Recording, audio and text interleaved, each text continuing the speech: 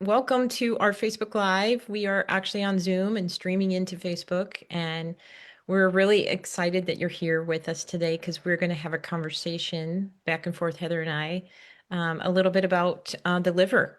My name is Bobbi McGrath, and I am a certified regenerative health coach, and I have a health coaching private business called Be For You Health Coaching.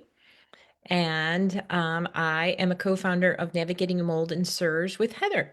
And we work with clients. I'll let Heather introduce herself and she can tell you a little bit about how we work together.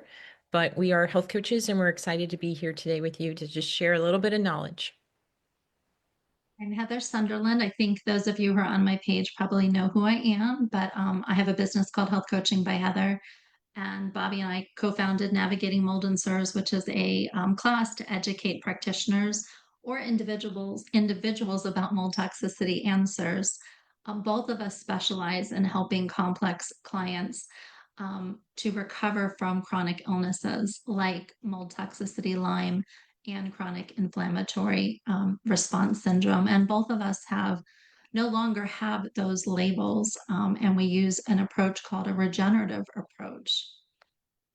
So we're going to talk a little bit about like why are we doing these lives and why are we doing what we do as health coaches. And I think our whys really overlap. We really do not want to see people to continue to miss the underlying root causes of why they're sick and stuck and not getting better.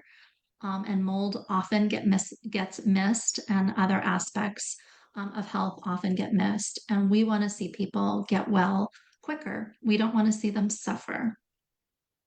Definitely not. Suffering is no fun. Heather and I both have been that road and done that. And I think my why is very similar to Heather's, and that's why we have our Navigating Mold and SIRS business together. It's just that there's people getting missed out there, people being marginalized, people being told, it's all in your head, um, or the other one, Heather, that we really love is let's check on it in 6 months. Let's see if you still have this issue in 6 months. And it's like, well, that's 6 months that you could have been working on something at the root and gotten to the end of it and felt better. So I think for us is we are teachers at heart and educational people, and we want to just make people aware of certain things. And that's why we're here today to just share some pretty basic information, but I think information that will be really helpful for people that are struggling on their health journey or just want to know more. Just definitely want to know more. Yeah, and we both want to give you hope that if we can get better, and I was sick for 28 years, undiagnosed Lyme 22 years, a lifetime of mold exposure, and Bobbi, you were sick a long time too. Yep. Yep. For the Um, last, well, probably around 2 or 3 years, I was pretty sick until I started the regenerative approach. I was getting better, but I was hitting some brick walls. So yeah, it's a journey. It is not a destination you get well and you're just never have to think about it again. It's a daily journey for everyone for their health and choices. yeah. So we're going to talk today about 5 signs that your liver may be sluggish. So do you ever feel like no matter what you do, your body just isn't keeping up? Could it be your liver that's slowing you down? We're going to look at these 5 signs and why you do not want to ignore them. Drop a yes in the chat if you've ever been concerned about the health of your liver. And keep in mind, because we're streaming from Zoom, we cannot see your comments right now. We will see them after, and we will respond after we are off the Zoom. So one of the things that we want to also, we always want to explain when we're coaching people why. We can tell you a lot of information, but then it's like, why do you need to know that? And so we're going to give you a couple things here today to think about. Your liver is like your body's filter. I call it your biggest coffee filter ever. It's processing so many things that come into your body. It filters your blood, and nearly everything goes through the liver, hormones, digestion, detox. It's involved with energy. It's involved with blood sugar control. So when the liver gets clogged up for whatever reason, the body's going to slow down and the system's going to slow down. And when slowdown happens, that's when a lot of things start to happen in the body. But the thing that you need to realize is that a lot of times people will have bring blood work to us, right, Heather? And they'll say, "Oh, my blood work looks good." Unfortunately, as we've learned recently in some trainings that we did, you can have a 60% reduction in your liver function and it still's not showing up in your blood. It's when it gets to your blood that it's actually pretty it's been in your system or it's been a problem for your body for quite a while. So that's something to think about when your blood work is normal and they say, oh, your blood work looks normal. It's probably in your head or just go get some more sleep or something like that. And then common contributors to a sluggish liver.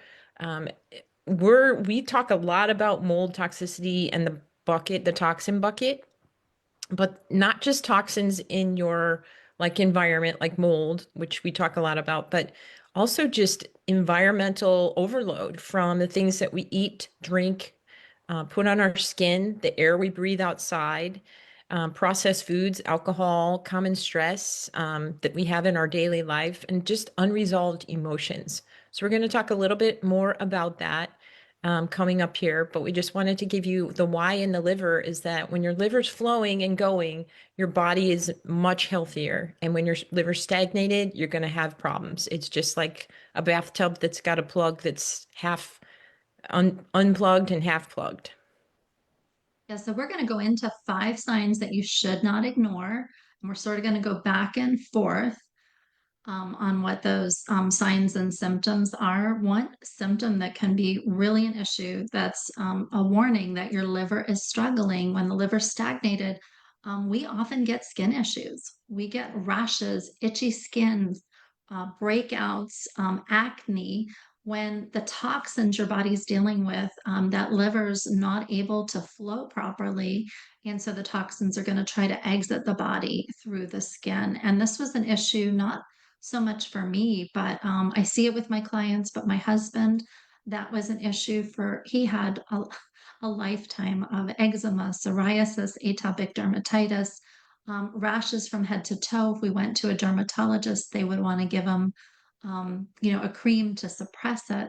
And as I learned the regenerative approach, I recognized his liver needed work. And as we worked on the liver, he doesn't have skin issues anymore. It took us a little bit longer than I thought it was going to take to get everything cleared up with his skin. But his skin is clear now and he has no rashes on his skin after probably 2 to 3 decades of rashes. Yeah, that's amazing. Amazing.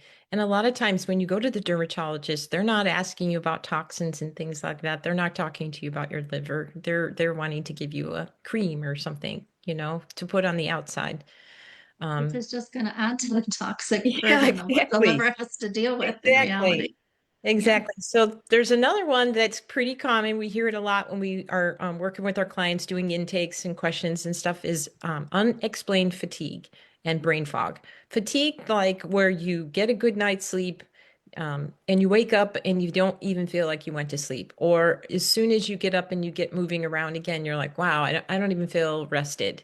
Um, because when the liver is clogged and not flowing, there's a lot of energy that's not happening, being able to get actually ATP, which is our energy source, is not able to be made when our liver is so choked up with either pharmaceuticals or alcohol or toxins from your environment and things like that. And brain fog, especially that kind of fog that you get where you're just like, I know where that thing is or where I put it, or I know that person's name, it's not coming to me.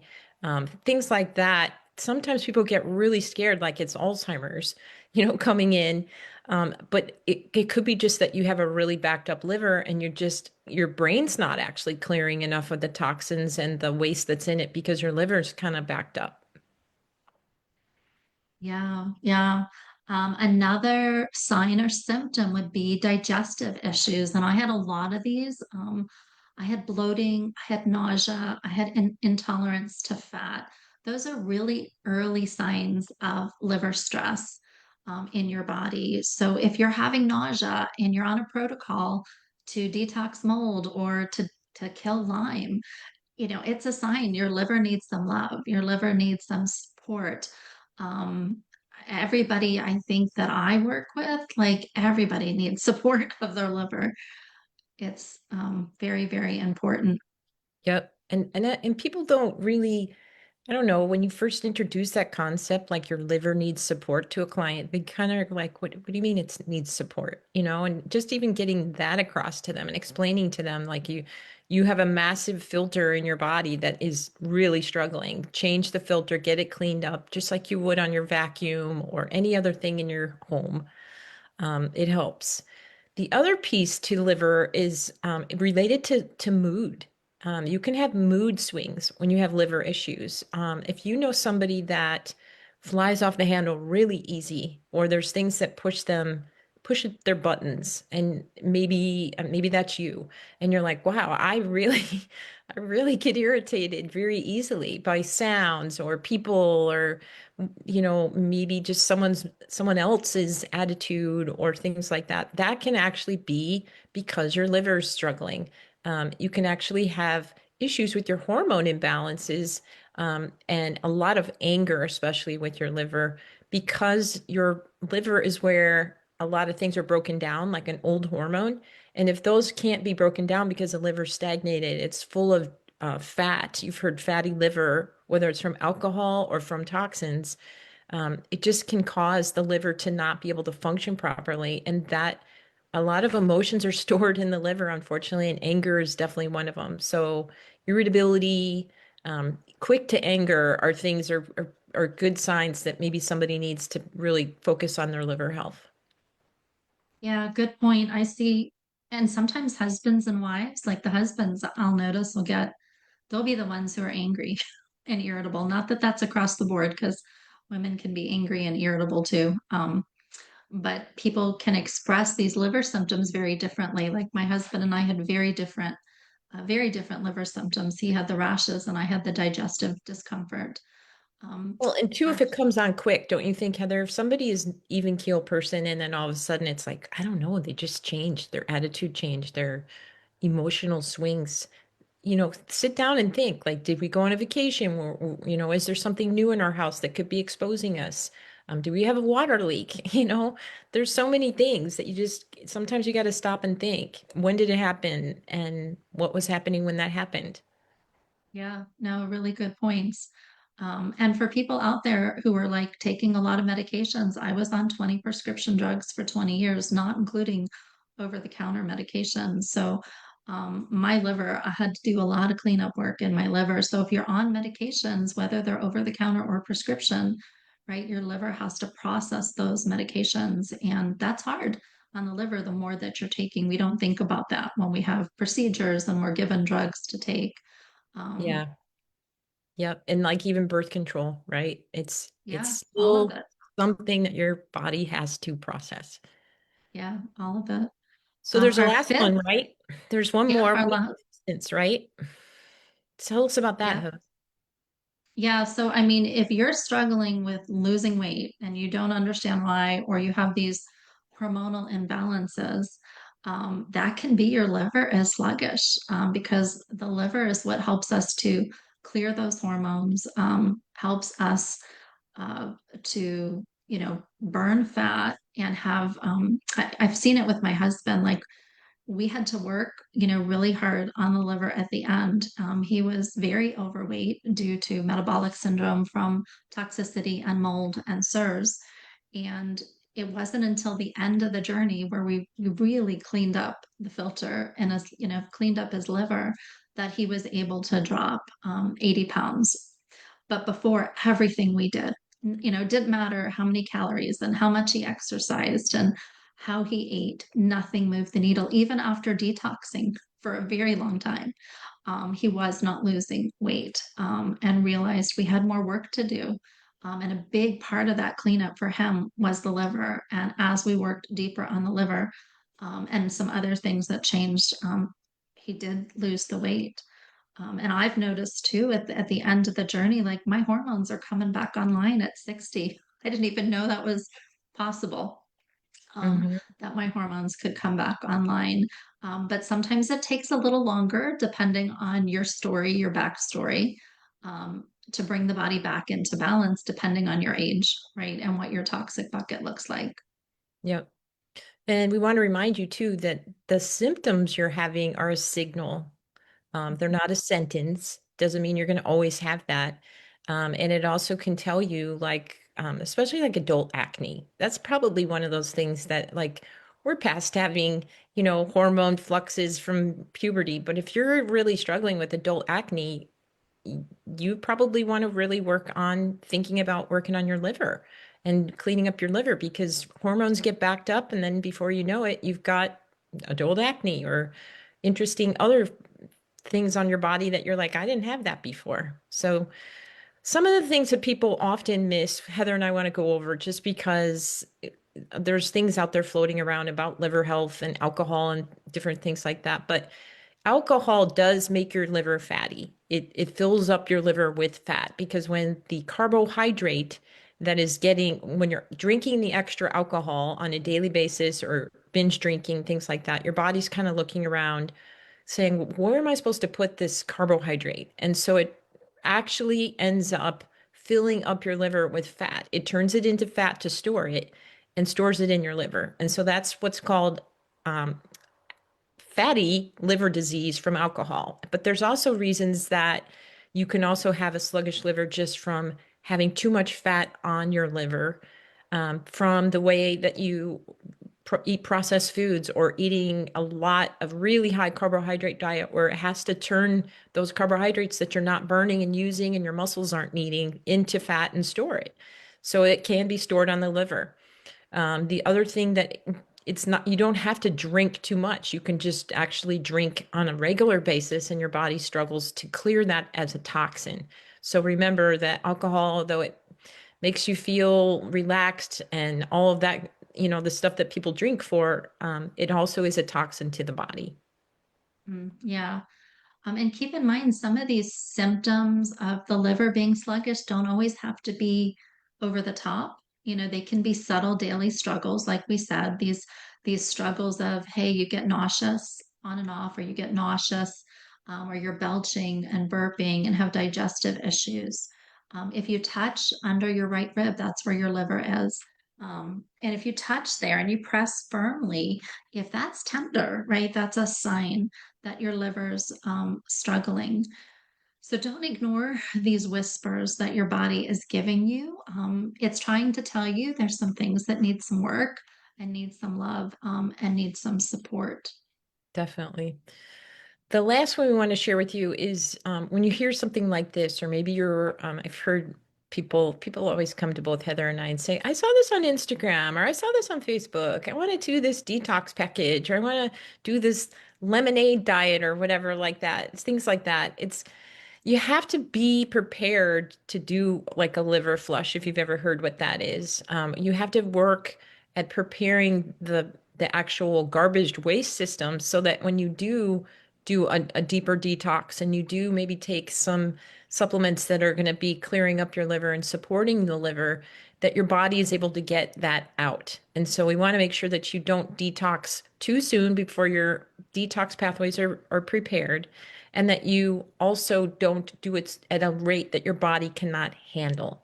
So both of those things need to be at the speed that you can handle. And that's why Heather and I always encourage people, work with a health coach, work with somebody that's done it before, not just somebody that, is a friend of a friend that says, oh, I tried this and it worked. Take this supplement or take that pill.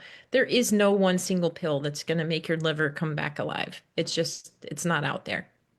No, no, and it's a process. But if you're detoxing, if you're killing parasites, viruses, bacteria, including Lyme, we talked about it a little over 2 weeks ago. And it's on our page, and we have a YouTube of it if you want us to send it. We went over these drainage pathways, which the liver is one of them, and they have to be flowing for whatever you're detoxing or killing for those byproducts and toxins to leave the body. If the liver's sluggish, things get recirculated. So this is such an important piece, and the liver is such a great place to start, um, to get things moving. Yep. And some of the things we want to share with you, you might be saying, well, what am I supposed to do?